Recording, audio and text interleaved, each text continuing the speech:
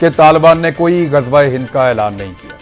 Easy हो जाए बिल्कुल सारे लोग। और ग़ज़वा हिंद एक अटल हकीकत है, क्योंकि आप सल्लल्लाहु अलैहि वसल्लम की एक हदीस है, तो जब वो वक्त आएगा तो हम सारे उसको लड़ेंगे, उसका मजाक ना बनाएं मेहरबानी करके, और उसके ऊपर सेलिब्रेशन ना शुरू कर दें लोग। इस वक्त आप बड़ी मुश्किल से फैटअप के अंदर से निकल रहे हैं, आप ब्लैक लिस्ट होने से बच रहे हैं।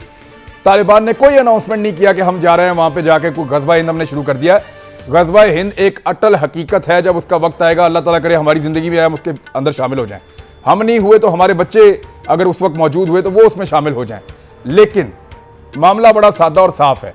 इस वक्त भारत एक प्रोपेगेंडा कर रहा है और पिछले 3 साल से कर रहा है। 2017 में उसने एक काम शुरू किया था कि तालिबान और पाकिस्तान मिलके इंडिया के अंदर अटैक करना चाहते हैं, वो कोई फॉल्स फ्लैग ऑपरेशन करेगा। आपके प्राइम मिनिस्टर ऑफ पाकिस्तान रोजाना एक आधी ट्वीट करते हैं इंडिया के बारे में। वो क्यों करते हैं? ताकि दुनिया को याद रहे कि इंडिया क्या कर रहा है। वो दुनिया को याद दिलाना चाहते हैं, क्योंकि किसी भी वक्त उनको ये खतरा है कि इंडिया में एक फॉल्स फ्लैग ऑपरेशन होगा, जाली ऑपरेशन, और इंडिया ये अनाउंस करेगा कि ये जो हमला था या खुदकुश हमला था या ये जो बाकायदा हमला था, ये पाकिस्तान ने और अफगान तालिबान ने मिलकर प्लान किया और इसको एग्जीक्यूट कर दिया इंडिया के अंदर, ताकि पाकिस्तान के ऊपर पाबंदियां लग जाएं और पाकिस्तान मजीद फंस जाए। और जो सीपैक पाकिस्तान बना रहा है या जो पाकिस्तान तरक्की की तरफ जाने की कोशिश कर रहा है फिलहाल तो उसके अंदर रखना पड़ जाए। तो हमारे को नादान दोस्त जो हैं वो बगले में जाना शुरू हो गए, उन्होंने खुशियां मनाई कि जनाब ग़ज़वा हिंद का आगाज़ हो गया और अनाउंसमेंट शुरू कर दी। तो ऐसा कुछ नहीं हुआ। ये अब्बास सतकज़ई साहब हैं तालिबान के रहनुमा, इसकी तरफ थोड़ी सी आप बैकग्राउंड समझ जाएं। और हम मासूम लोग इतने हैं कि हमने उस नैरेटिव पे खुशियां मनाना शुरू कर दी। आप देखिए कि आपके हालात क्या हैं, आप प्लान क्या कर रहे हैं। और एक जंग लड़ने से पहले आपको पूरी एक हिकमत अमली बनानी होती है। क्या आप उसके लिए तैयार हैं? अल्लाह ताला की मदद आपके साथ है बेशक, फतह हमारी होगी बेशक, लेकिन मेरे ख्याल में थोड़ा सा हाथ थोला रखें और ऐसी कोई स्टेटमेंट जो ना आई हो उसके ऊपर जो है वो ढोल ताशे ना बजाए जाए। सबसे पहले सदाकत भाई साहब, ये तालिबान की अनाउंसमेंट और इस पे इंडिया के ऊपर ईद के बाद ग़ज़वा हिंद का आगाज़ और इंडिया के ऊपर खुदकुश हमले और ये सारी चीज़ें, इन पे ज़रा अपनी गवर्नमेंट का मौक़िफ़ दे दें ताकि ज़रा रिकॉर्ड सीधा हो जाए। इमरान साहब बहुत शुक्रिया। जैसे आपने अपने इब्तिदाइये में इस सारे मामले की बैकग्राउंड बताई है, मेरा ख्याल है बड़ा वाज़ेह है और इसमें किसी हुकूमती इदारे या हुकूमती एजेंसी या हुकूमती किसी भी तरह का हुकूमत के इस बात को, इस बयानिए को ओनरशिप नहीं है। बिल्कुल हमें पाकिस्तान की सरजमीन अगर माजी में कहीं कोई इस पर इल्ज़ाम लगता भी रहा है तो जब से ये गवर्नमेंट आई है या बल्कि जब से एक पाकिस्तान ने एक अपना एक पूरा पोजीशन लिया आज से 8-10 साल पहले, उस हवाले से कभी एक पूरा एक स्टैंड लिया है और उस हवाले से कभी भी पाकिस्तान की ज़मीन, पाकिस्तान के लोग कभी किसी दूसरे मुल्क की पॉलिटिकल या खुदा न खास्ता कोई ऐसी और कैंपेन में कभी शरीक नहीं होंगे। हमारे मुल्क की जो खुद मुख्तारी है उसको यकीन करते हैं। जहाँ तक कश्मीर का इशू है, कश्मीर में पाकिस्तान का क्लेम है, उनकी जो इंडिजिनस जो मूवमेंट है उसको पाकिस्तान सपोर्ट करता है। इस हद तक कि कश्मीरियों को हक़ खुद इरादत मिलना चाहिए, उन पर भारत का कब्जा नाजायज़ है और ये इंडो पाक की जो तकसीम, जो नामुकम्मल तकसीम है, उसका एजेंडा है जो यूनाइटेड नेशन के चार्टर पे है। दुनिया के तमाम बड़ी जगहों पे कश्मीर का मसला एक इंटरनेशनल मसला है।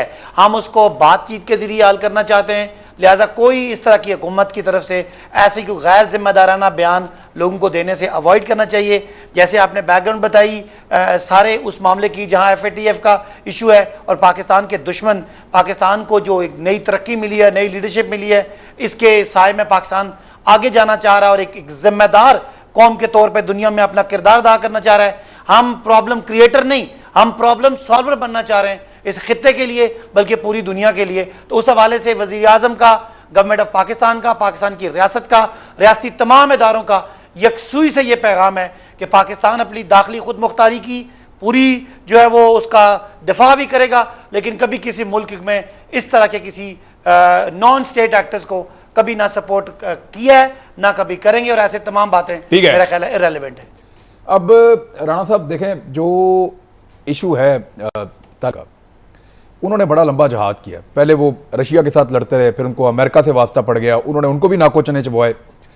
अब वो एक रियासत की तरफ जा रहे हैं। अब वो जा रहे हैं कि हमारे कैदियों को छोड़ा जाए। वो अपनी चीज़ों को ऑर्गेनाइज कर रहे हैं, पॉलिटिकल प्रोसेस का हिस्सा बनना चाहते हैं, डायलॉग्स के अंदर बैठना शुरू हो गए हैं। इस वक्त उनकी प्रायोरिटी जो है वो अफगानिस्तान होना चाहिए और है भी। जब तक आपके पाँव ज़मीन पर ना हो तो आप इधर उधर नहीं देख सकते। तो आपके ख्याल में ये प्रोपेगेंडा इस वक्त क्यों जनरेट किया गया? इंडिया कोई एडवेंचर, क्योंकि सिचुएशन आपके सामने है। बिस्मिल्लाहिर्रहमानिर्रहीम। देखें, दो चीज़ें हैं। पहली बात तो अगर हम हिस्ट्री को देखें तालिबान की, तो उसामा बिन लादेन ये सारे वो लोग थे जिनको सेवियर्स कहते थे अमेरिकन। वाइट हाउस में इनके खाने होते थे और ये कहा जाता था कि जो दुनिया का जो नया नक्शा बन रहा है उसके अंदर ये वो लोग हैं जो इस नक्शे को बनाने के अंदर जिनका कलीदी किरदार है। तो अब हो ये रहा है कि एक बहुत बड़ा फैक्शन ऐसा है जिसको इंडिया हमेशा से सपोर्ट करता रहा है। आज पाकिस्तान को जो हमारा पहले दिन से मौक़िफ़ रहा है, पाकिस्तान बनने के बाद कायद आज़म ने जो पहली तकरीर की थी जिसके अंदर उन्होंने कहा था कि अपनी सरहदों की हिफाजत करना और अपने हमारे मुसलमान बरादर साथ वाले इलाकों में बैठे हैं उनका ख्याल रखना। तो क्या आज हम वो जिम्मेदारी पूरी कर रहे हैं? हम अगर वो जिम्मेदारी, और इस वक्त जो एक लहर आ रही है सर, जंग तो हमारे घर तक पहुंच गई थी, हम तो बड़ी मुश्किल से निकले हैं इसमें। नहीं, मैं खान साहब बात ये कर रहा हूँ कि जिस तरह अब कुवैत के अंदर जो शाही फैमिली है कहना शुरू हो गई है, यूएई के अंदर ये वो सारे लोग हैं जहाँ पर इंडिया का बहुत ज़्यादा असर व रसूख है, वहाँ पर एक बाकायदा एक मुहिम चलना शुरू हो गई है कि इंडियन कारोबार बंद किए जाएं जब तक वहाँ के मुसलमान जो वहाँ पर बैठे हुए हैं उनके ऊपर इसको लीड किया। बिल्कुल। तो इस वक्त पाकिस्तान को इसका फ़ायदा उठाना चाहिए और इंडिया जो एक नया ये काम करने जा रहा है इसको यहीं पर हम सबको मिलकर मुत्तहिद आवाज़ बन के ख़त्म कर दबाना चाहिए। वो जिन मुसलमानों के मजलूम होने की आवाज़ पूरी दुनिया में उठाना शुरू हो गई थी कि मुसलमानों पे इस खित्ते में जुल्म हो रहा है, उनको जालिम साबित करने के लिए ये प्रोपेगेंडा भारत फ्लोट करता है, जो कोई तालिबान से या पाकिस्तान से जोड़ के बात कर रहे हैं। हमेशा जो भी कुछ हुआ है ये उन्होंने ही किया है जी। हमेशा इंडिया ने ये पूरे एक मन घड़त चीजें, इल्जामात और ये सारी चीजें उन्होंने खुद की है, साख्ता, और फिर उसका देकर कभी हमला करता है, कभी ढंडोरा पीटता है, वावेला वो खुद मारता भी खुद है। आप देखें कितनी दफा एलओसी की खिलाफ वर्जी की गई है, कितने हमारे मासूम शहरी, हमारी बच्चे, हमारी माएँ बहनें शहीद हुई हैं, नौजवान हमारे जो फोर्सेस के लोग शहीद हुए हैं इनकी इस तरह की वायोलेशन की वजह से, और कितनी की हैं, अनगिनत की हैं। ये तो जो हमारी गवर्नमेंट है या हमारी पाक फौज है वो एक सिंसियर भी है, सीरियस भी है, एक्सपीरियंस है, वो समझते हैं कि किस तरह हमने वो करना है। नहीं तो ये तो हमेशा इस तरह की बात करता है कि वो जैसे कोई चूहा आकर हमला करता है फिर भाग के बिल में घुस नहीं करता है कि कोई उसके पीछे लपके। तो वो एक दफा तो इन्होंने मुंह की खा ली, आपने देखा कि किस तरह इनके जहाजों को गिराया गया जब इन्होंने हमला किया था हम पर, हमारे शाहीनों ने चाय पिला के फौजी भी वापस किया इनका पायलट। जी बिल्कुल। अभी तो शाह साहब अभी भी इनकी ठुकाई ठीक हो रही है। लाइन ऑफ कंट्रोल पे जो खबरें हैं वहां से ये डेड बॉडीज वापस लेकर गए हैं, जख्मियों को वापस लेकर गए हैं। लाइन ऑफ कंट्रोल के उस तरफ रहने वाले लोग वो बार बार बता रहे हैं कि ना जी हमेशा पहल ये करते हैं, जाहिर है उसके बाद इनको जवाब तो मिलता है। हमारी फौज दुनिया की बेहतरीन अफवाज में से है, बहुत ही एक्सपीरियंस और बहुत ही तजुर्बेकार कह लें और हर लिहाज से बेहतर है, तो ये मुंह की तो खाएंगे। चलो मैं शाह साहब एक फैक्ट शेयर कर देता हूँ, एक ब्रेक पे जाने से पहले एक फैक्ट शेयर कर देता हूँ, वो आप लोग भी, क्योंकि मैं लाइन ऑफ कंट्रोल पे गया हूँ, मैं उन सेक्टर्स में गया जहाँ पे ज्यादा लड़ाई होती है। मैंने कहा मुझे दिखाएं तो सही वहाँ पे है क्या, उधर लड़ाई होती है। तो मैं उन एरियाज में गया, नकियाल सेक्टर में, दीगर जो सेक्टर आसपास हैं जहाँ लड़ाई होती है, तो मैंने नोट किया लड़ाई हमेशा उन इलाकों में होती है जहाँ पे इंडिया बेहतर पोजीशन में बैठा हुआ है। आज फवाद चौधरी साहब ने जो ट्वीट करते हुए कहा कि साइंस एंड टेक्नोलॉजी ने इस नतीजे पे पहुंचे हैं कि जून के वस्त में इसकी पीक आएगी। नंबर एक तो उन्होंने कहा कि ये 15 जून के करीब इसकी पीक आ जाएगी, 10 से 20 जून के बीच में। दूसरा उन्होंने कहा कि ये जुकाम तो बिल्कुल नहीं है, इसको क्लियर करें। और तीसरी चीज कि हर्ड इम्यूनिटी के बड़े खौफनाक नताइज हो सकते हैं, लेकिन जो चीज़ें डिसाइड हो रही हैं उसके मुताबिक तो हम उसी तरफ जा रहे हैं कि आप इम्यूनिटी के जोर के ऊपर ही आप खड़े होंगे। देखें, बात यह है कि सुप्रीम कोर्ट ने जो फैसला किया है ना, वो इसलिए किया है कि इस हुकूमत की इनडिसिसिवनेस नज़र आई है फ्रॉम डे वन।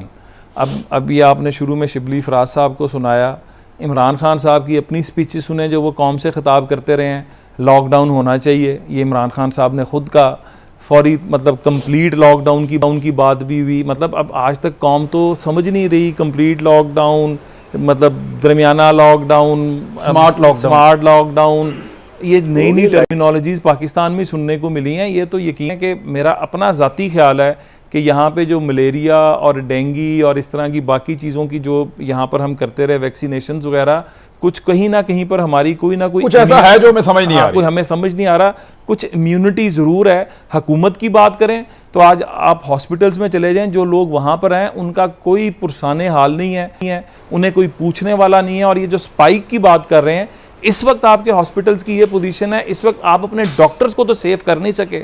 इस वक्त सबसे ज़्यादा जो मतलब इफेक्टेड लोग हैं वो आपके डॉक्टर्स हैं, आप उनको पर्सनल प्रोटेक्शन किट्स दे नहीं सके। आप उनको अब तो आ गई हैं, अब तो नहीं, देखें कहाँ अभी भी चले मेरे साथ, आज ख्वाजा सलमान और ख्वाजा इमरान नज़ीर साहब सर्विसेज हॉस्पिटल में गए हुए थे, आज वो वहाँ पर किट्स देकर आए हैं, वहाँ पर आज भी किट्स अवेलेबल नहीं थी। अच्छा, मैं ये